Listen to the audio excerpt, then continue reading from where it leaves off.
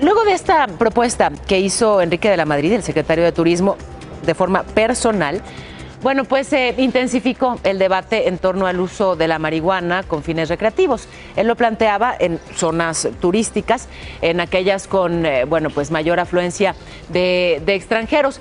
Pero ¿cómo funcionan las cosas en lugares en los que ya ha sido legalizada, en los que ya ha sido regulada desde hace tiempo?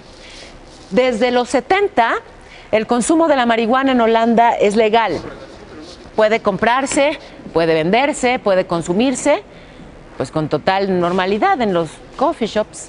Recientemente, Holanda incluso fue más allá. El Congreso holandés aprobó el año pasado una ley para regular el cultivo de cannabis bajo algunas circunstancias. En un principio, la venta, compra y consumo estaba legalizada, pero había ese vacío legal porque su cultivo seguía siendo una actividad prohibida.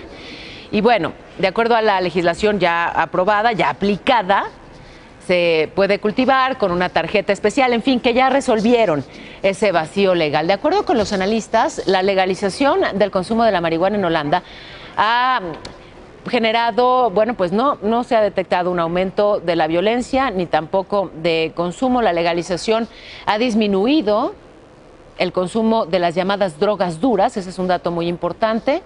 Se han eliminado casos de delitos de narcotráfico y se ha fomentado la normalización de investigaciones médicas con cannabis. Son ya muchos los países que se han sumado a lo largo de los años a la despenalización de la marihuana y están algunos estados de la Unión Americana, cada vez más. California es uno de ellos. La venta legal de marihuana para fines recreativos empezó apenas. Entró en vigor la ley que se aprobó en 2016. Se permite que las personas mayores de 21 años tengan hasta 28 gramos de marihuana sin receta. Pueden cultivar hasta 6 plantas en su casa. El reglamento es estricto, no la pueden consumir en lugares públicos, tampoco conduciendo un coche, evidentemente, ni cerca de las escuelas. 300 metros de distancia al menos. La producción, distribución y venta requiere de un permiso municipal y estatal. Hay negocios que tienen ya perfectamente sus licencias de funcionamiento. Aquí vemos un ejemplo.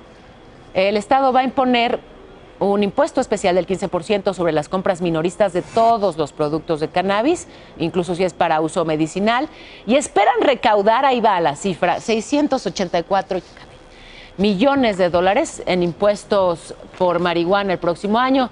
La Oficina del Tesoro estima que en 2020 se tendrán 7,000 millones de dólares en ventas de marihuana legal en California, 1,000 millones de dólares en impuestos. Hoy con nosotros Juan Francisco Torres Landa, que es secretario general de la Fundación México Unido contra la Delincuencia y además forma parte de la Sociedad Mexicana de Autoconsumo Responsable. Y bueno, pues ¿Cómo de verdad celebro que estés con nosotros hoy? Bienvenido. Hola, gracias, muy buenos días. A ver, ¿qué decir de esto que ocurre pues ya en otras latitudes y que aquí, luego del planteamiento que hizo el secretario de Turismo, pues todo el mundo reaccionó, ¡ay! Como si fuera un planteamiento, pues eso, nuclear.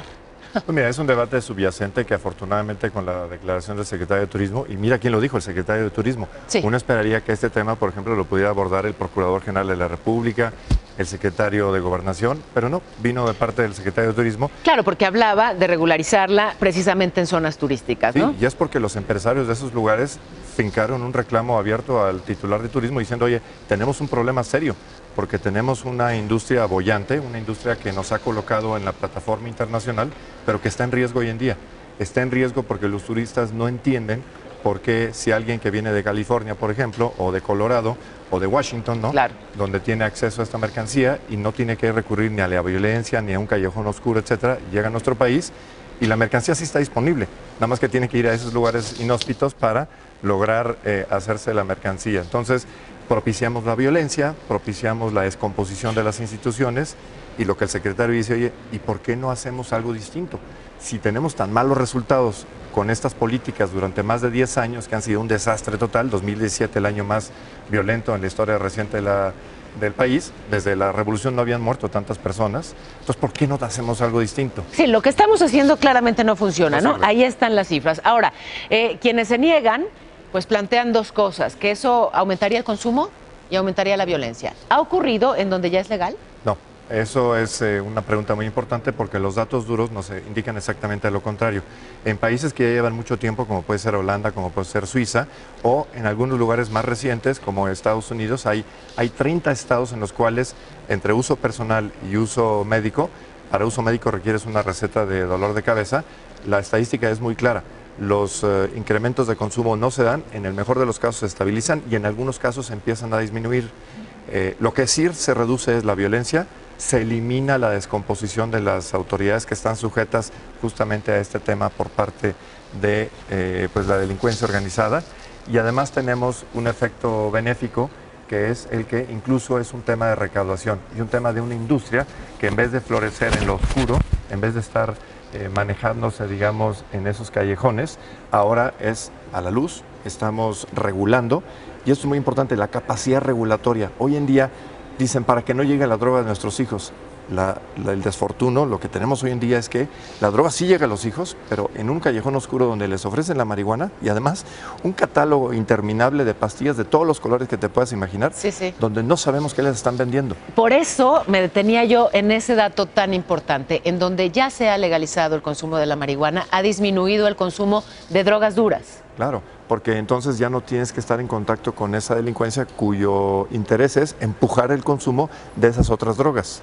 Bueno, pues es bien importante el tema. Los precandidatos no se animan a tener un planteamiento claro al respecto, porque hay mucha, no sé si es una doble moral, no sé si es ignorancia, pero resta votos estar a favor de algo pues como esto. Pero en el fondo, Paula, es una enorme hipocresía.